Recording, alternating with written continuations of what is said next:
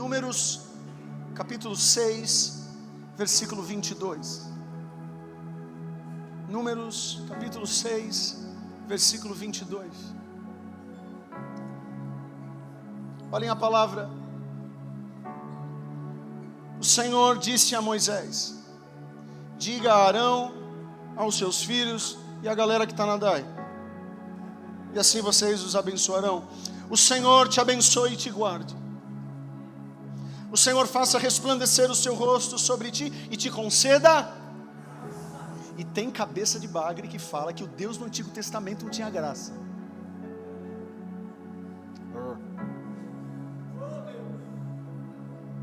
O Senhor volte para ti o seu rosto e te dê paz. Assim eles invocarão meu nome sobre os israelitas, e eu os abençoarei. Vai lá para o Novo Testamento, no quarto livro, João, capítulo 14, versículo 27. João, capítulo 14, versículo 27.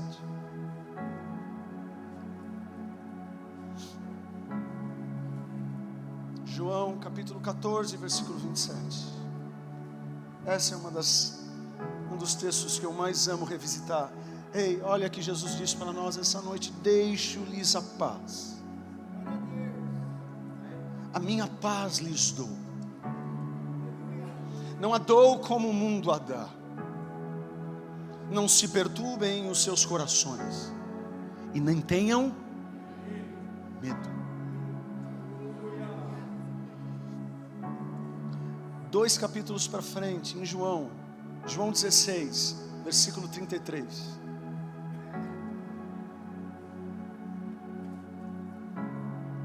João 16, versículo 33. Eu lhes disse essas coisas, para que em mim vocês tenham paz. E agora tem uma profecia que nem todo crente gosta de receber. Eu nunca vi a campanha dessa profecia. Só que é promessa, querendo você ou não. No mundo vocês terão aflições. Vocês vão enfrentar guerras. Contudo, tenham ânimo. Eu venci o mundo.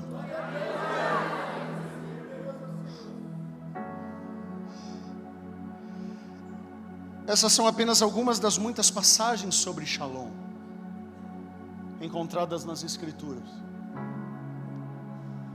A condição preferida por Deus para o mundo e de fato para cada indivíduo que nele existe, é que a paz interna prevaleça em meio ao ambiente de guerra. Agora acreditem nisso que eu vou dizer. O contraponto da paz não é a guerra.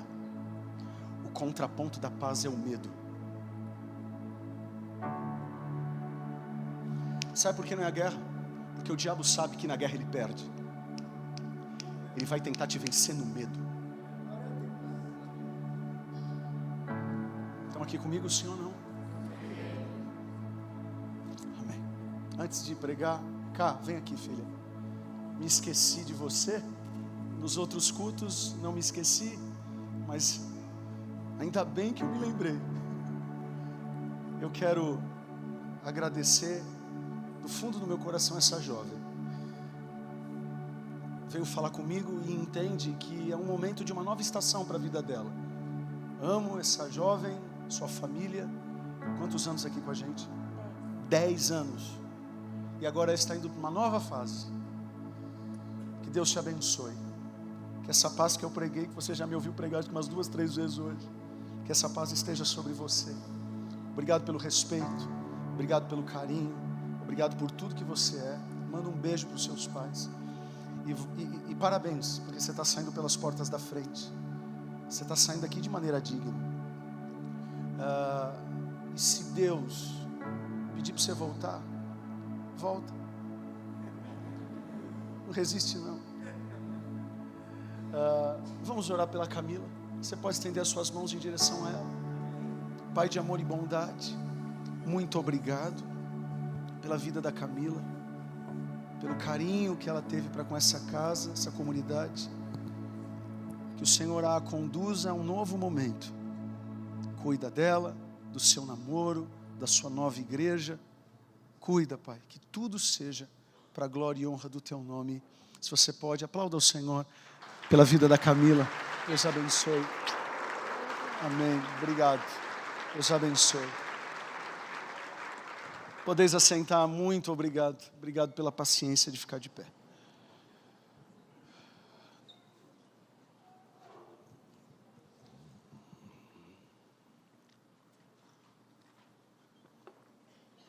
Chegou em nossa livraria o livro Igreja Simples. Você que deseja compreender um pouco mais daquilo que nós temos feito nos últimos anos aqui na nossa igreja, esse livro tem sido uma bênção para nós.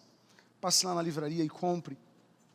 E na última quarta-feira eu comecei uma nova série que vai durar fevereiro inteiro com esse tema, Simplifique. 10 práticas para pôr a alma em ordem. Se você está muito agitado, se você está enfrentando... Esse é penteca, hein? Se você está enfrentando dias difíceis, onde a tua alma está muito desequilibrada, eu te oriento a comprar esse livro, em nome de Jesus Cristo. Amém?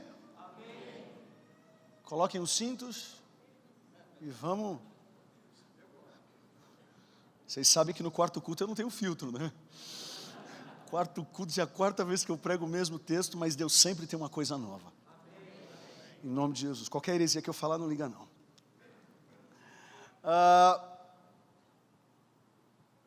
Eu retomo o que eu acabei de dizer antes da oração. A antessala, o contraponto da paz não é a guerra. O contraponto da paz é o medo. E se você conseguir se livrar do medo, você vai ter paz na guerra. Pegaram? Foi muito rápido, né? Não dá para a gente imaginar que a gente não vai viver em guerra. Aonde tem trigo, tem joio. Sabe, a gente não pode ficar criando expectativas irreais da vida. Ah não, no dia que tiver tudo alinhadinho, aí eu vou ter paz. Ah, vai. Vai esperando esse dia.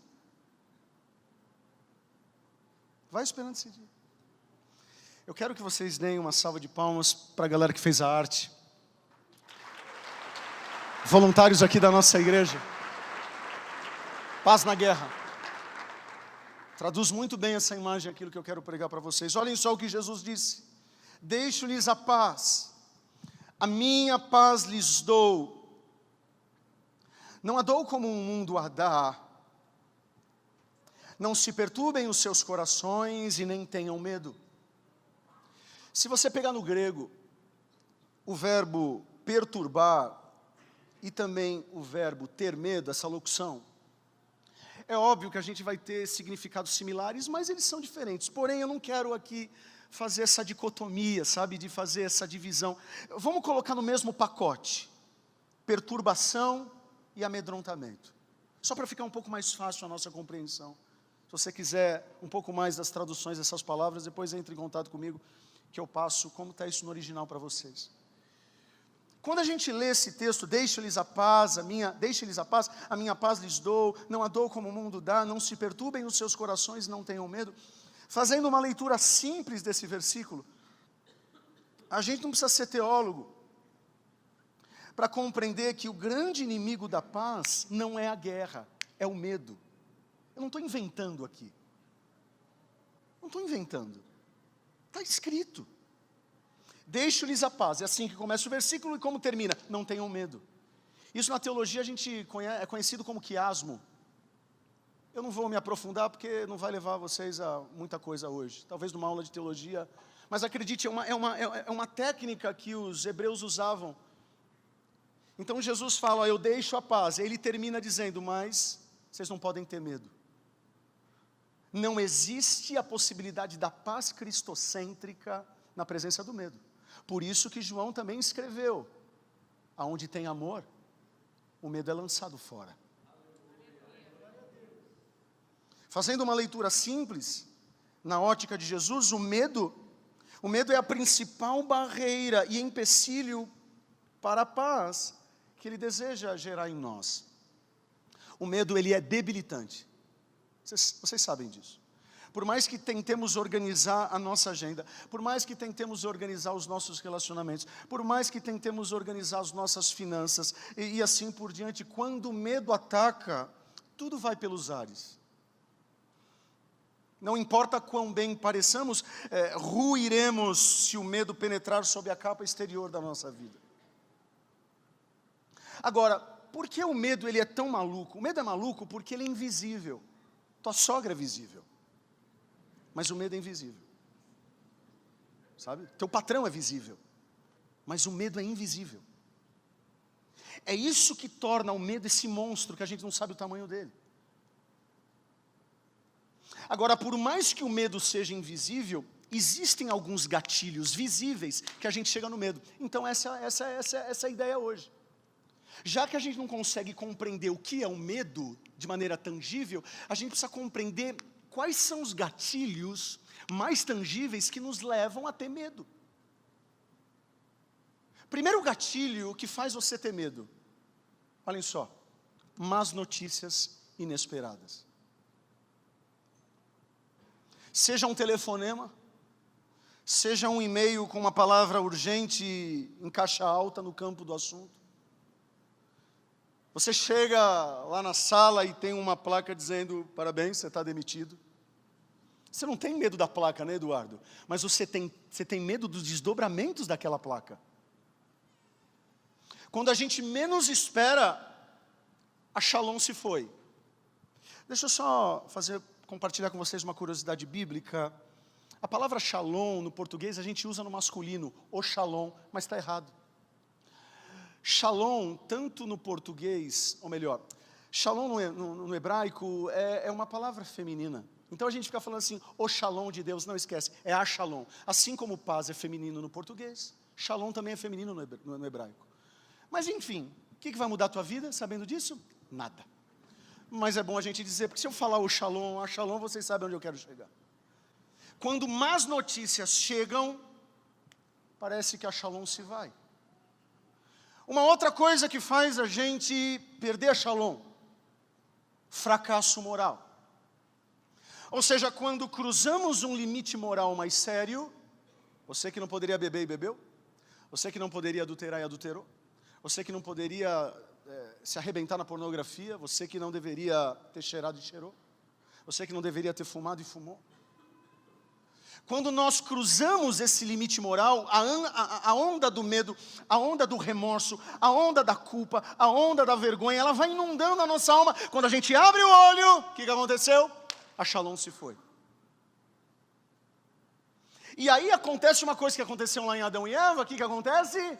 Deus começa a ser o nosso adversário, não mais o nosso amigo. A gente começa a ter medo dele.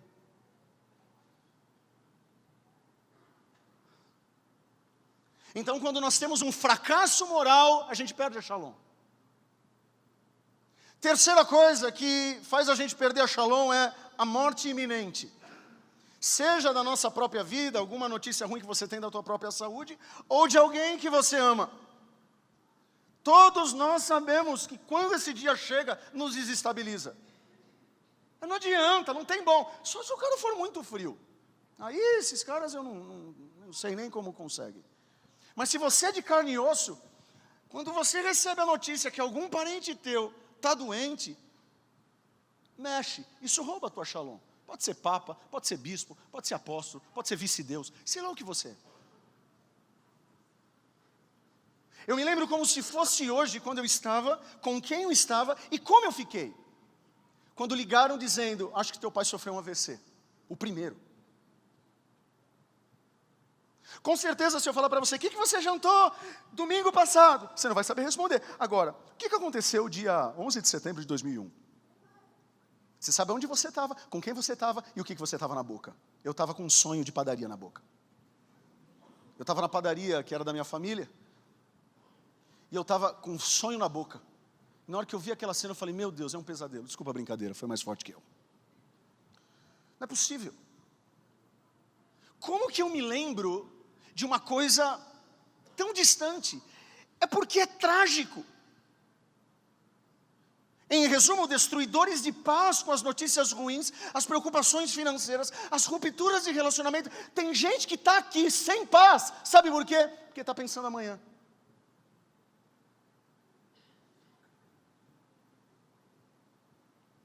Rupturas de relacionamentos, a nossa mortalidade iminente, ou das pessoas que nós amamos, tudo isso tem potencial de impedir a shalom, que a paz de Deus reine em nós. Agora, isso todos nós sabemos, e eu não estou contando nenhuma novidade. Agora, quando essas coisas chegam, esses destruidores chegam, provocando estragos na nossa vida, o que a gente faz? Simplesmente a gente desiste da ideia da paz, nos rendemos ao medo e ponto final. A gente acredita que essa é a nossa sina, nascemos para isso, para ficar travados por conta de uma notícia. Porque a nossa briga, a gente precisa compreender que a nossa briga é uma briga de outro nível.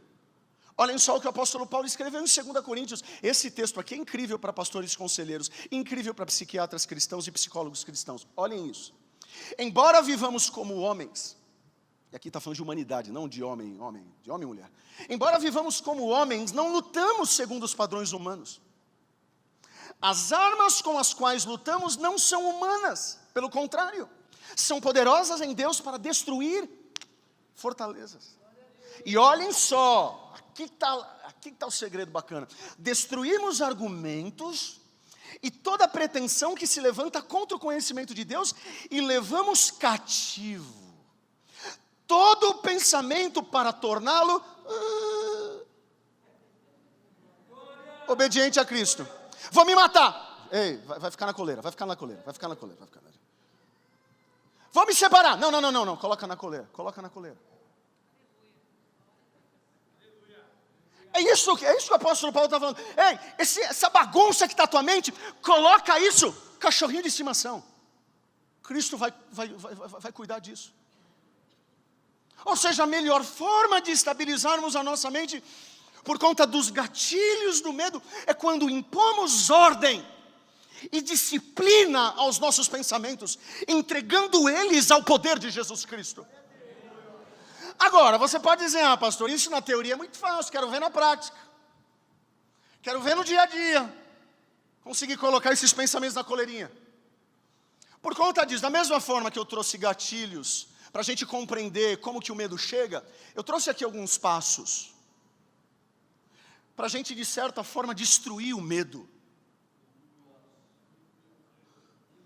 Primeiro passo, compreenda a origem do medo. Pastor, tem que fazer regressão agora. Não! Não sou coach, não sou psicólogo, sou pastor, deixa eu pregar. Ei, você que bateu o carro e não consegue mais dirigir, volte lá. Foi lá que eu errei. Tá bom, mas por que errei? Será que a culpa não foi do outro? Não estou falando para você voltar na barriga da tua mãe. Entenderam, né, o que eu quero dizer, né? Ei, compreenda a origem do medo. Eu passei por um processo quase de afogamento com meu filho. Eu fui para a praia esses dias, na hora que eu pisei no mar, a voz na minha mente disse, não volta, você não tem condições de entrar no mar. O Lourenço já estava, o bobão que estava mais medroso. Ei, a gente precisa compreender o porquê eu fiquei com medo, sendo que os últimos 30 anos da minha vida, eu entrei no mar e não me afoguei. Por que agora eu vou? Não, eu preciso revisitar. Eu preciso compreender o porquê eu tenho medo. Tem pessoas que têm medo, mas não sabem por que têm medo. A maior parte dos psicólogos e psiquiatras defendem a tese que muita gente passa a vida inteira atormentada por um medo particular, enraizado em um único acontecimento traumático na infância. Esses dias eu recebi um jovem na minha sala. Sabe o que ele disse? Pastor, eu não consigo amar meu pai. Eu falei, por quê? Porque ele disse brincando para mim que ele não me ama. Eu vou falar novamente. Um jovem chegou para mim e disse, eu não consigo amar meu pai, porque um dia, na minha infância, ele disse, brincando que não me ama. Eu falei, caramba, ele já falou que era brincadeira. Eu falei, pastor, eu sei, mas eu não consigo mais acreditar nele. Eu já tenho quase 30 anos de idade e eu acredito que meu pai não me ama. Mesmo ele falando que foi brincadeira.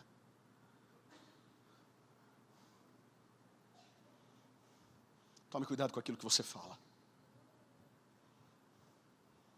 Esses acontecimentos, eles não podem ser ameaçadores para quem observa, mas para onde chega, arrebenta. Quem bate, se esquece, mas quem apanha, compreende a origem do medo. Segunda coisa, exponha as mentiras do medo. Em João 8,44, Jesus se referiu ao maligno como pai da... A única paternidade de Satanás é a mentira. Olha como ele é legal. E aí ele revela a estratégia básica para produzir a nossa derrota, nossa destruição, e a gente cai nos enganos dele. E aí o problema da gente não ficar expondo a mentira, não, isso aí não está certo. A gente começa a ficar catastrófico. Exemplo, a namorada liga para o namorado meio-dia e diz assim: amor, quando eu chegar em casa às 8, eu vou tomar um banho às 8h30, eu te ligo para a gente conversar. Ela dá 8h30, dá 9 horas, o cara começa a pensar: ei, ou ela me traiu ou ela morreu. Ah, doido! Isso aí passa de um, ah, meu Deus, como que é? Passa de ser uma pessoa neurótica para ser uma pessoa psicótica. Porque a pessoa neurótica, ela conta mentira. O psicótico, ele acredita na mentira. Ei, exponha as mentiras do medo.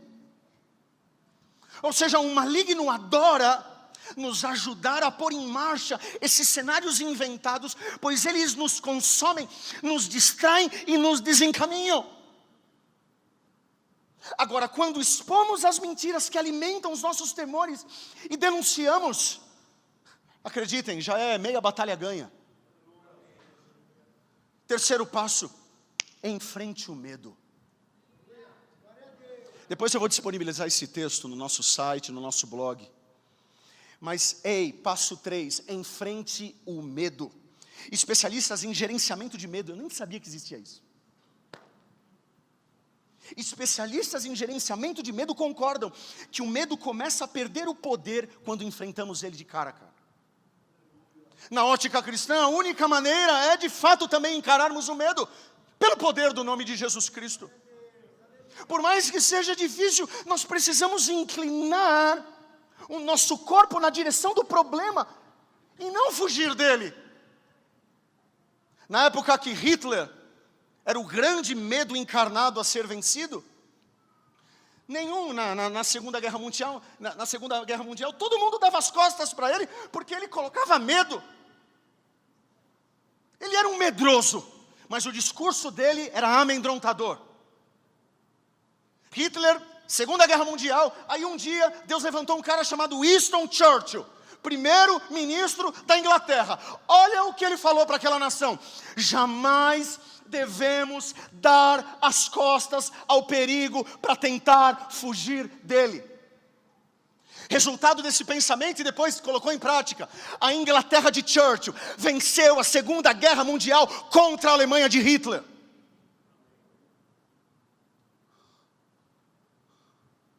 Enfrente o medo. Hoje uma senhora me pegou ali na... Me pegou não, né?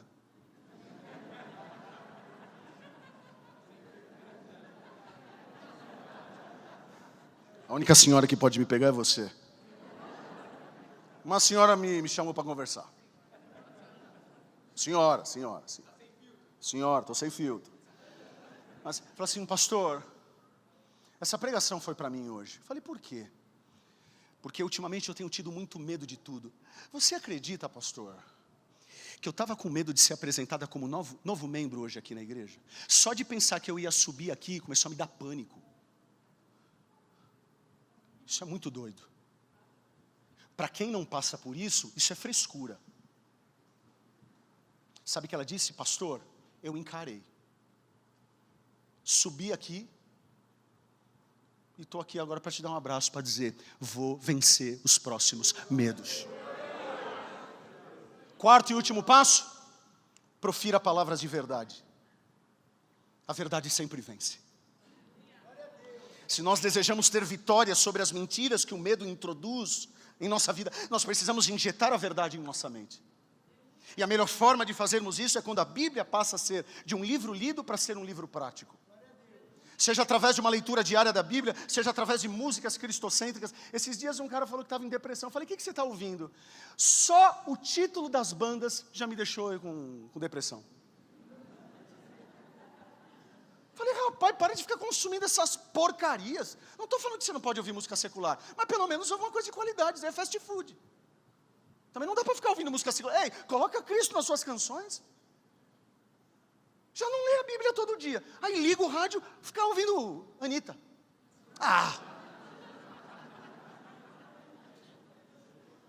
Ei, nós somos aquilo que a Bíblia diz que nós somos. Mas como que nós vamos saber o que a Bíblia diz que nós somos se nós não lemos a Bíblia?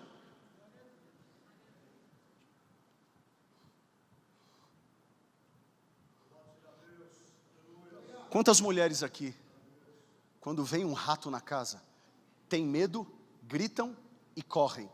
Levantem as mãos. Que não levantou a mão é Mulher Maravilha, ok? Mas vamos lá, de novo eu quero saber. Quantas mulheres aqui, quando vem um rato em casa, rato. Não, barata não. Ok, eu não estou falando com os homens, eu estou falando com as mulheres.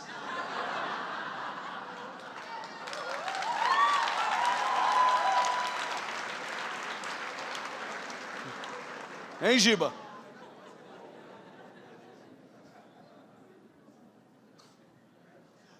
Mulherada que tem medo de rato, quando vê um rato grita e sai correndo. Levantem as mãos, por favor. Tá. Por que vocês fogem do rato? Porque você tem medo do rato. Tá. Respondam para mim. Se você vê esse mesmo rato mordendo a perna do teu filho, você sai correndo ou você pega o rato? Tem algumas mães que deixam, mas as normais.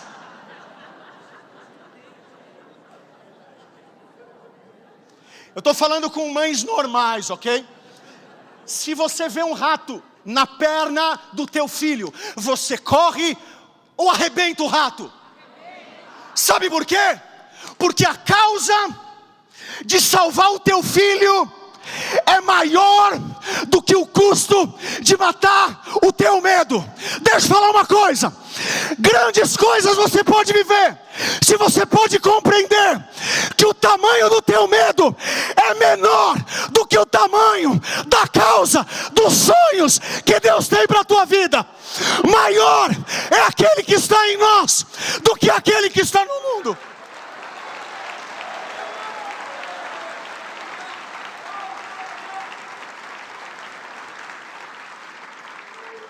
O que era medo, agora é alvo. Essa frase só veio no quarto culto. O que era medo se transformou em alvo. Se você estava fugindo de algo, ei, você que parou de dirigir porque bateu o carro e teu esposo ficou na tua orelha, pode falar para mim, covarde, você nunca deu uma raladinha. Ei, você que viu a tua esposa sofrer, ei, revisita, coloca ela no carro de novo, agora você vai conseguir. Se bater de novo, aí. A Bíblia diz que é 70 vezes 7, então se lascou. Já liga para o seguro. Ei, você que não consegue mais entrar numa piscina, porque alguma coisa lá atrás. Ei, entra. Não estou falando para você ser o Phelps, sair nadando. Não, ei, entra. Você que sofreu no último ministério, a tua vida pastoral foi para o lixo, e você diz, eu não consigo mais ser pastor. Tenta.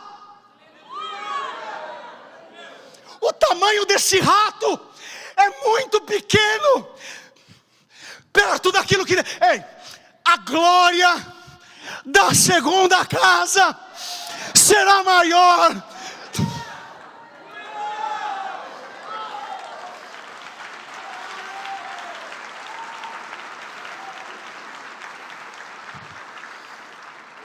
Para concluir, nada complica mais rapidamente a nossa vida a perdermos a shalom do que ficar paralisado pelo medo destrutivo. Sabe por que Satanás, eu falei, mas eu preciso repetir. Sabe por que Satanás, a grande arma de Satanás é o medo, não é a guerra. Porque na guerra nós já somos mais do que vencedores. Ele quer brigar com você na trincheira. O diabo, ele quer vender uma ideia de que o teu medo é um grande monstro.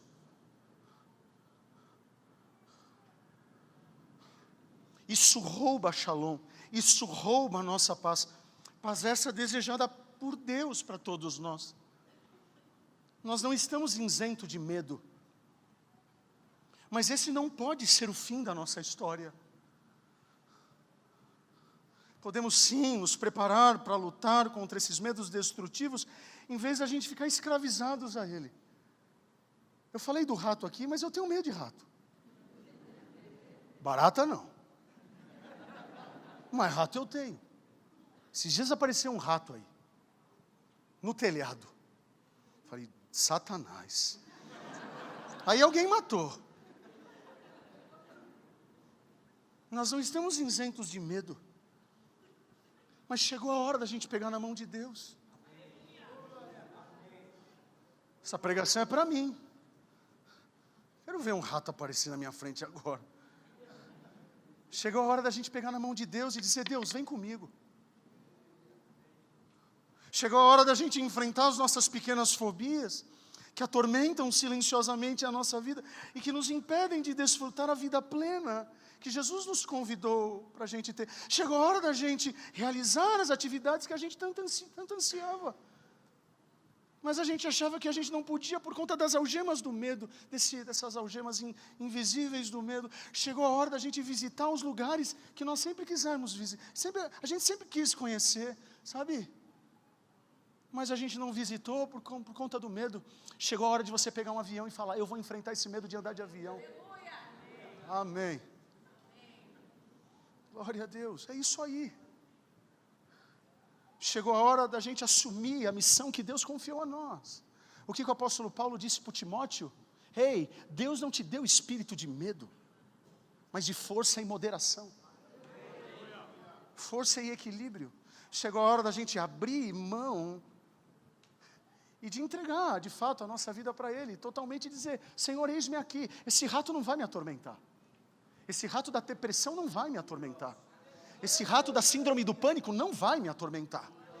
Esse rato da fobia de não querer ser mais pastor, ou de não querer mais se envolver com a igreja, isso não vai, não. Esse rato é muito menor do que a minha vassoura. Gente, qual é o tamanho do rato, gente? Isso aqui. Tamanho do meu pé. Rato normal. Eu estava em Nova York, uma vez, a gente estava passeando, daqui a pouco, eu vi um rato. Falam que tem mais rato em Nova York do que gente. Gente, aquilo era um dinossauro. Falei, o sangue de Jesus tem poder, não é possível. Ei, mas qual é o tamanho de um rato normal? Tamanho do teu pé. Por que nos amedrontam tanto? Porque, pode perceber, 90% das pessoas que levantaram a mão falando que tem medo de rato, nunca foram pegas pelo rato. Por que vocês têm medo? Porque alguém contou que o monstro é grande. Porque alguém contou que isso devora. Vocês percebem? Muitos dos nossos medos, eles são construídos não pelos tamanhos dos monstros, mas porque alguém contou para nós. Sejamos como Davi. Chegaram para o Davi e falaram assim, Davi, tem um cara, tem um monstro, tem um gigante que está afrontando o tamanho do nosso Deus. Sabe o que o Davi disse? Quem é esse vagabundo? Pastor vagabundo, falou na igreja. Quem é esse sem vergonha? Eu falo de novo. Pega a palavra incircunciso na Bíblia, vê se ela não é pior do que vagabundo. Vai lá no hebraico, dá uma olhadinha. Estuda lá para você ver, a gente conversa. Sabe o que Davi está falando? Eu não preciso nem ver o tamanho dele, o meu Deus é maior. Seus covardes, vocês não querem ir? Eu vou. Ele não precisou nem ver o tamanho do gigante para saber que ele ia vencer. Ei, tome cuidado, porque sempre os irmãos de Davi estão do nosso lado dizendo, não, vai ser grande demais. Ei, tome cuidado, porque a fantasia dos covardes pode criar um monstro que na verdade ele não é tudo isso. Sabe como que eu termino esse sermão? Como eu comecei. Deixo-lhes a paz. A minha paz lhes dou. Não a dou como o mundo dá. Não se perturbem os seus corações, nem tenham medo. Não tenham medo. Eu lhes disse essas coisas para que em mim vocês tenham paz. E agora vem a profecia que a gente não gosta, mas está aqui. Neste mundo vocês terão guerra, vocês terão aflições, mas tenham, pega a vassoura. Eu sei o tamanho do rato, já venci o rato, fica tranquilo. Só vão para a guerra. Porque em mim, aí o apóstolo Paulo ele arrebenta com a gente, nós somos mais. Nós somos mais do que vencedores. O grande desafio é a gente sair da onde a gente está e ir para a guerra. Porque entre onde nós estamos e aonde Deus quer que estejamos, tem a trincheira. Aqui na trincheira existe o monstro do medo. Muitas vezes você está deixando de viver coisas incríveis na guerra, porque as aflições elas fazem parte. Jesus disse, eis que vos envio como ovelhas no meio de lobos. O que ele está falando? Eis que eu envio vocês no meio da guerra. Mas aquele que habita em nós é tão poderoso que a gente sendo ovelha não morre na boca do lobo. Maior é aquele que está em nós do que aquele que está no mundo. Ei, nós não precisamos temer as más notícias. Elas podem nos balançar, elas podem ser gatilhos, ok, levanta a cabeça, dá a volta por cima e diz assim, maior é o Deus que está em mim do que o tamanho desse rato. Maior é o Deus que está em mim do que a notícia de ameaça de patrão dizendo, se você não render esse mês, você vai ser mandado embora. E você está caindo nessa lábia. Ele quer te controlar pelo medo. Ele quer que você bata as tuas metas pelo medo. Abre os teus olhos. Isso é técnica de livros de liderança. Medíocres, mas são. Tome cuidado, mamãe e papai, você não precisa educar pelo medo. Pastores que estão aqui de outras denominações, por favor, não pastoreiem pelo medo. Não pastoreiem pelo toma lá da cá. Isso não é cristão. Isso é demoníaco. Porque o verdadeiro amor lança fora o medo. Eu estou pregando aqui para pessoas que já tinham entregado os pontos. Eu estou pregando aqui para pessoas que falaram, eu não vou conseguir mais dirigir. Eu não vou conseguir mais ser feliz. Não!